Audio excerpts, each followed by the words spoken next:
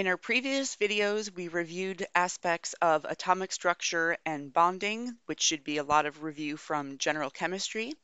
And in our next series of videos, we're going to be focusing more on organic molecules.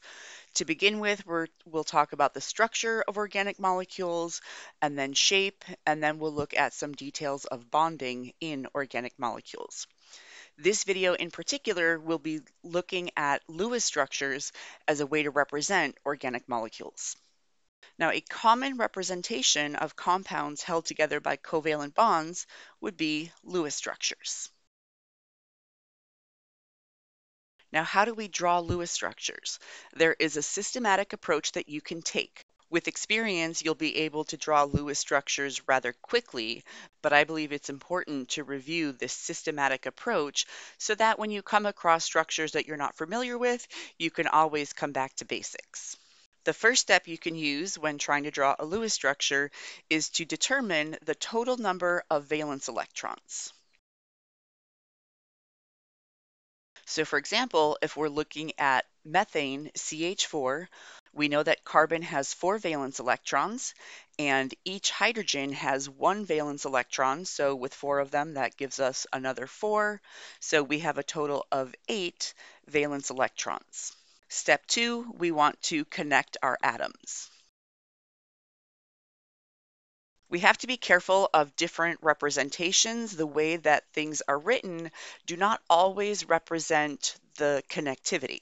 So we have to keep in mind aspects of structural theory. We know that carbon likes to form 4 bonds.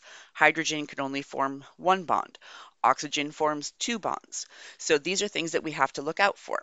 So in the case of CH4, since hydrogen can only have 1 bond, we know that the carbon has to be in the middle, and then the hydrogens have to be connected to the central carbon.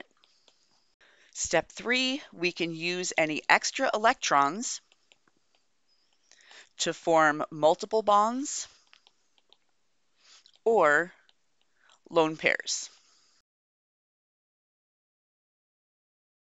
So any extra electrons can be used for multiple bonds or lone pairs. In this example, we don't have any extra electrons, so we're done with step 3. And step 4, we check the structure.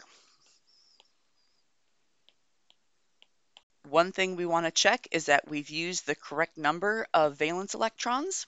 And another thing we want to check is that everybody obeys the octet rule. So looking at methane, we know that each line represents a pair of electrons.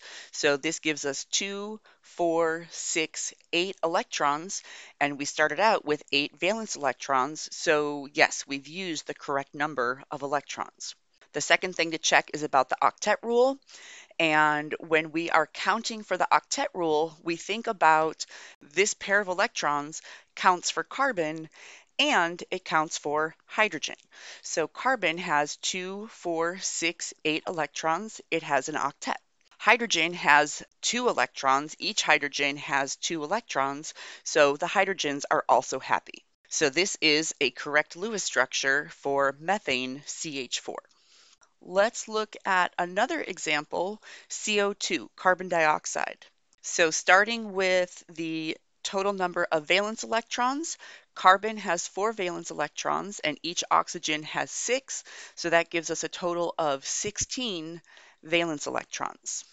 Now next up we can connect our atoms, and there's really a couple ways you can go about this. If you want to go the simplest way, when we connect our atoms, well, let's just guess that carbon is going to be in the middle and our oxygens are going to be on the outside. So OCO is a way to connect the atoms. Next, we can use extra electrons to make up multiple bonds or lone pairs. So you could look at this and think about the fact that, well, I know that carbon likes to form 4 bonds, so maybe I'll make double bonds right away, because now that gives this carbon has 1, 2, 3, 4 bonds, and that gives it the 2, 4, 6, 8 electrons in the octet. But then this oxygen has its 2 bonds, that's good, but when we count for the octet, it only has 2, 4 electrons. So let's use more electrons to give a lone pair and another lone pair. So now oxygen has 2, 4, 6, 8. This oxygen has 2, 4, 6, 8, and carbon has 2, 4, 6, 8. So everybody obeys the octet rule. Have we used the correct number of valence electrons? So here we have 2, 4, 6, 8, 10, 12, 14, 16 electrons total. We have 16 valence electrons to work with, so this is a good structure. Another way you might go about this is when you decide on your connectivity and then you add in your extra electrons, maybe you just fill in all lone pairs to give everybody an octet, and then you check. We've got 2, 4, 6, 8, 10, 12, 14, 16, 18, 20 electrons, but we're only allowed 16 electrons. We can think about getting rid of 2 lone pairs and making a double bond. And then we can get rid of another 2 lone pairs and make another double bond. And so this brings us right back to the same structure where we have carbon in the center with 4 bonds to the 2 oxygens, 2 lone pairs on each oxygen, and overall we have a valid structure. So I'd like you to keep in mind this systematic approach. As we get more experience, you're going to be able to go through these steps in your head. You're going to combine these steps and do them at the same time. But as long as you have this in mind, whenever you get stuck trying to draw a Lewis structure, you can always go back to basics and go through it slowly, stepwise, and you'll get to your correct structure. Next, let's take a look at a few more examples and let's draw Lewis structures. Now, here is a type of representation. It does give you some information about the connectivity, about the way the atoms are connected to each other, but it's not as simple as just reading left to right. Let's start with this compound, CH3OH. This is methanol. And if we start with the number of valence electrons, we know that carbon has 4 valence electrons. Each hydrogen has 1 valence electron, and we have a total of 4, so that gives us another 4 valence electrons. And then oxygen has 6, so we have 14 valence electrons to work with. Next, in terms of connectivity, although it's written like this, it doesn't mean CHHHOH. We know that this can't be an acceptable connectivity because hydrogen only wants 1 bond, and these hydrogens each have 2 bonds. And we know that carbon likes to form 4 bonds, but here carbon has only 1. So we don't read this exactly from left to right. This is not the correct connectivity. Instead, we'll focus on the non-hydrogen atoms. And so we have carbon connected to oxygen. So we're sort of reading from left to right, but we're skipping some information. We know that carbon is connected to oxygen. Now this carbon is also connected to 3 hydrogens, so we can fill those in. And then this oxygen is connected to 1 hydrogen, so we can fill that in. And now we have our overall connectivity. We've used up 2, 4, 6, 8, 10 electrons, and remember we have 14 valence electrons to work with. We can see that carbon has its octet. We can see that our hydrogens all have the 2 electrons that they need, but oxygen only has 4 electrons, so we need lone pairs.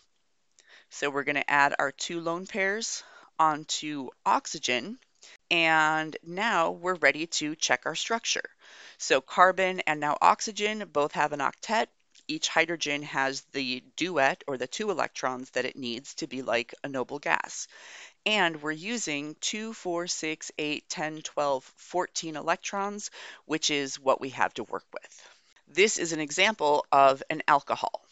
In our next structure, we have 4 carbons, each of which has 4 valence electrons, so that gives us 16 valence electrons from the carbon.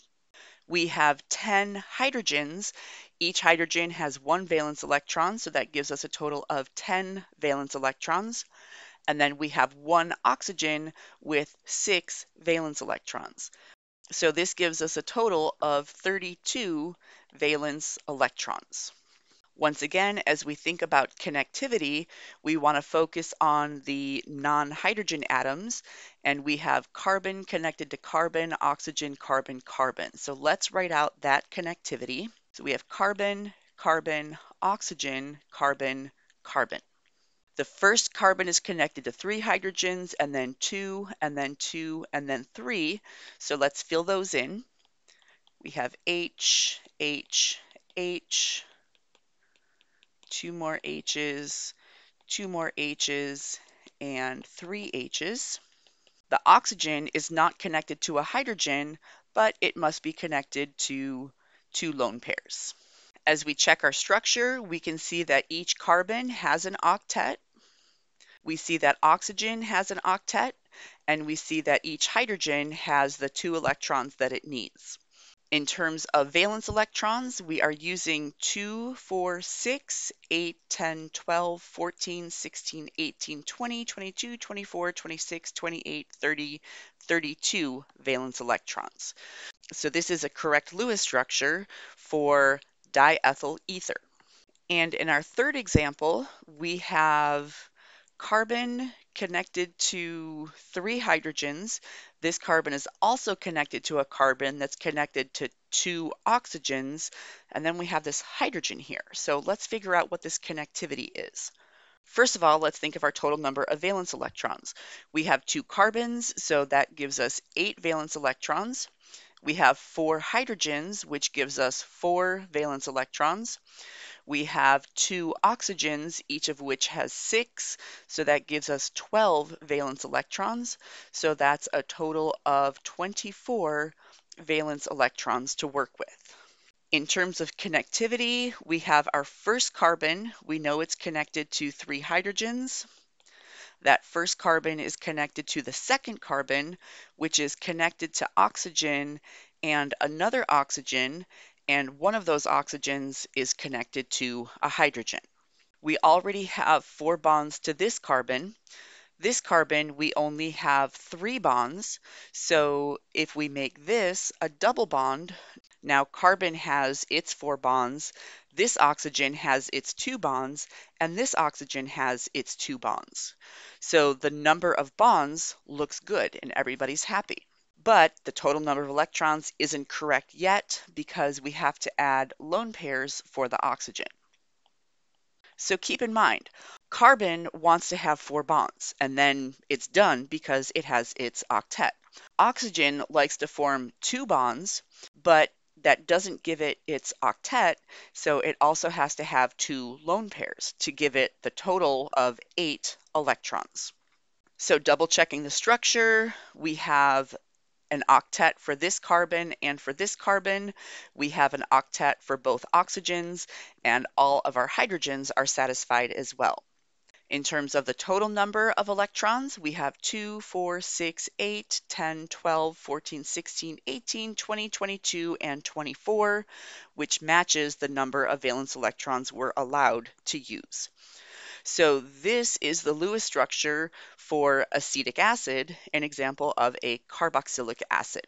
So with these examples, we have seen a few of the types of structures of organic compounds.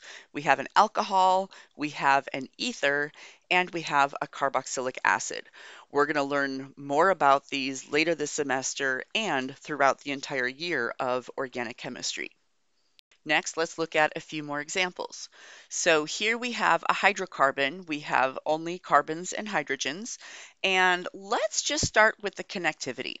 So our first carbon is connected to 2 hydrogens, and it's connected to the second carbon, which is connected to 1 hydrogen, and that second carbon is connected to our third carbon, which is connected to 3 hydrogens. So this carbon has its 4 bonds, it has its octet, but these carbons only have 3 bonds, they don't have an octet. So let's add in another bond so that the first 2 carbons have a double bond. Now this carbon has its 2, 4, 6, 8 electrons, this carbon has 2, 4, 6, 8, and this carbon has 2, 4, 6, 8. And every hydrogen has the 2 electrons that it needs to be like a noble gas. You can also go back and calculate the total number of valence electrons and double check the correct number of valence electrons. But as you keep seeing more and more of these compounds, you're going to be able to draw out the structure much more quickly. This is an example of an alkene where we have a carbon-carbon double bond. Next, as we look at this example, we have a carbon that is connected to a carbon which is connected to another carbon. Our first carbon is connected to one hydrogen, so let's write this on the outside. And then our third carbon is connected to 3 hydrogens. And our central carbon is connected to 0 hydrogens. So what is this going to look like overall? We have enough hydrogens connected here. We have 4 bonds. We don't have any more hydrogens to work with, but these carbons are not happy. They only have 2 bonds when they want to have 4. So this means that between carbon 1 and carbon 2, we must have a triple bond. So the triple bond, this tells us that we have 2, 4, 6 electrons being shared between these 2 carbons. So now this carbon has 4 bonds, it has its octet. This carbon has 4 bonds, it has its octet. This carbon has 4 bonds, it has its octet, and each hydrogen is satisfied as well. This is an example of an alkyne, a hydrocarbon that contains a carbon-carbon triple bond. In our next example, we have CH3CH2CHO. Now notice the CHO, this tells us that this carbon is connected to this hydrogen, and this carbon is also connected to this oxygen, right? It doesn't mean COH, but instead it is CH and O. So we have our first carbon connected to our second carbon connected to our third carbon. Our first carbon is connected to 3 hydrogens. Our second carbon is connected to 2 hydrogens. And our third carbon is connected to a hydrogen, and it's connected to an oxygen. Our first carbon has 4 bonds, it has its octet. Our second carbon has 4 bonds and its octet. Our third carbon only has 3 bonds, it doesn't have its octet. And our oxygen doesn't have an octet either. So let's make this a double bond. Now our carbon has 4 bonds and it has its octet. Oxygen has 2 bonds, so that part is good, but we still need our lone pairs, so we're going to add in our 2 lone pairs on the oxygen. And now oxygen has its octet. So this is an example of an aldehyde where we have a carbon-oxygen double bond, and that carbon is also connected to a hydrogen. And in our last example, we have CH3COCH3. So if we had our first carbon connected to our second carbon connected to oxygen connected to carbon, this would be a problem because this carbon is connected to 3 hydrogens, but this carbon doesn't have any hydrogens. We can't have multiple bonds between the carbon and the oxygen because oxygen already has its 2 bonds. So this representation can be a little bit misleading until you learn how to read it. And so technically what this means is that this carbon's connected to this carbon is connected to this carbon, and this carbon is also connected to an oxygen. So it's not this, it is this. Carbon, carbon, carbon. The central carbon is connected to oxygen. The carbon on the left is connected to 3 hydrogens. The carbon on the right is connected to 3 hydrogens. So the carbon in the middle, we know that it's connected to an oxygen, but now we also know that it must be connected by a double bond, which will give this carbon the 4 bonds and the oxygen the 2 bonds that they both want. And then finally, we add in the lone pairs, which gives oxygen its octet, and all of the carbons have their octet, and all of the hydrogens have the 2 electrons that they need. Now this compound is an example of a ketone. It has the same C double bond O that we had up here. This is a common structural feature, but this carbon is connected to 2 carbons, so this one is called a ketone. In particular, this is acetone, which is a solvent that you use quite frequently in the organic lab. Next, let's get back to some simpler compounds, and we're going to draw Lewis structures for a few of these. So let's go back to our systematic approach to drawing Lewis structures. Each hydrogen has 1 valence electron, so that gives us 2. Oxygen has 6, so we have 8 valence electrons to work with. Let's add them up for all of them, actually. Here we have 3 hydrogens, and oxygen has 6 valence electrons, but notice we have a positive charge. So a positive charge tells us that we have 1 less electron. So we have to subtract 1. So 3 plus 6 is 9 minus 1. Once again, we have 8 valence electrons. And in our third example, HO-, hydrogen contributes 1, oxygen contributes 6, but we also have this negative charge, which means we have an extra electron. So this gives us 8 valence electrons as well. When we think about the connectivity, we have oxygen in the middle and hydrogen on either side, and we can fill in our lone pairs. Oxygen has its octet, each hydrogen has its duet, and this structure is using 2, 4, 6, 8 valence electrons, which is what it has to work with. In our next example, we still have to have our oxygen in the middle, and let's connect our 3 hydrogens to it. Oxygen must have a lone pair, and so we've got 2, 4, 6, 8 electrons, which is what we have to work with. And then in our last one, we have H connected to our O.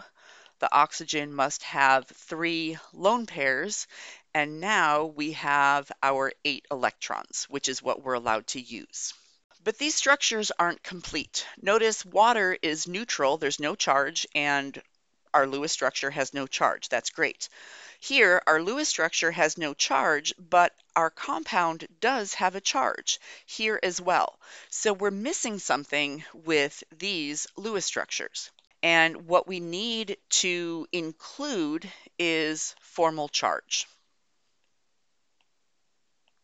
So formal charge is a type of electron bookkeeping. Okay, the formal charge is the difference between the number of electrons in a neutral atom versus the number of electrons on an atom when it's in a molecule.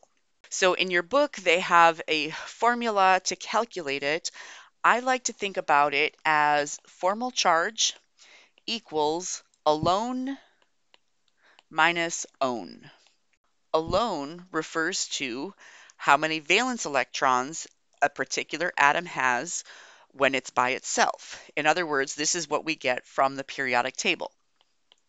And then own refers to how many electrons a particular atom has in a compound. Now, how do we count these electrons? Well, any lone pair belongs completely to that atom, and then any bond, half of it belongs to that atom. So let's see what this means. If we're looking at this oxygen, on the periodic table, oxygen has 6 valence electrons, right? That's what we said over here. That's what we were using. And in this molecule, oxygen completely owns 2 lone pairs. So it has 2 4 electrons. And then in terms of the bonding pairs, when we're counting for the octet rule, we say that oxygen has both of these electrons. But when we're counting for formal charge, then we think oxygen has 1 of these electrons and hydrogen has 1 of these electrons. So we are counting differently. So oxygen owns 1 of these and 1 of these, both of these, both of these. So in this case, oxygen owns 6, which gives us a formal charge of 0. Hydrogen on the periodic table, it has 1. In this molecule, it has 1, so this has a formal charge of 0. 1 minus 1 equals 0. So the formal charge on each of these is 0, and typically we don't have to show the formal charge when it is 0. In our next example, if we look at the hydrogens, when it's alone, it has 1 electron. In this molecule, it owns 1 electron, so that gives a formal charge of 0. This hydrogen also is 0, and this hydrogen also has a formal charge of 0. But if we look at the oxygen, On the periodic table, oxygen has 6 valence electrons. Now, what does it own in this molecule? It owns these 2 electrons, and then it owns 1 of each pair. So we've got 2, 3, 4, 5 electrons. So 6 minus 5 equals 1. So this oxygen has a formal charge of +1, which is good because that matches the charge on the ion. So we need to indicate the formal charge on the oxygen by including a plus. Now, in some cases, you might see your ion in brackets and the formal charge is indicated on the outside of the brackets. That's not the best way to show it. It is going to be much more useful, and my expectation is that you're going to show the formal charge right on the atom, not vaguely connected to the ion. In our third example, hydrogen on the periodic table has 1. In this molecule, it owns 1, so hydrogen has a formal charge of 0. Oxygen on the periodic table, it has 6 electrons. In this molecule, it owns 2, 4, 6, and it owns 1 of these 2. So that means it owns 7 electrons. So that gives it a charge of -1. So on this oxygen, I'm going to put a negative. And now the sum of formal charges on this ion, so this is -1, this is 0, adds up to the total charge on the ion. So it is important that a Lewis structure must include any non-zero formal charge. Okay, you must draw that explicitly. If you just have what's drawn in black, that is not a correct, not a complete Lewis structure. You must also include the formal charge. I tend to put a circle around my plus or my minus just to make it more clear that I'm really talking about a charge and not just a stray pencil mark. So that's what I'm going to show. When you are writing it, please be clear, especially if you have to erase something. Please make sure it is very clear to the observer whether you're talking about a negative or a positive or whether it's just a stray pencil mark. Being able to show formal charges and really paying attention to formal charges becomes really important as we start to consider reactions.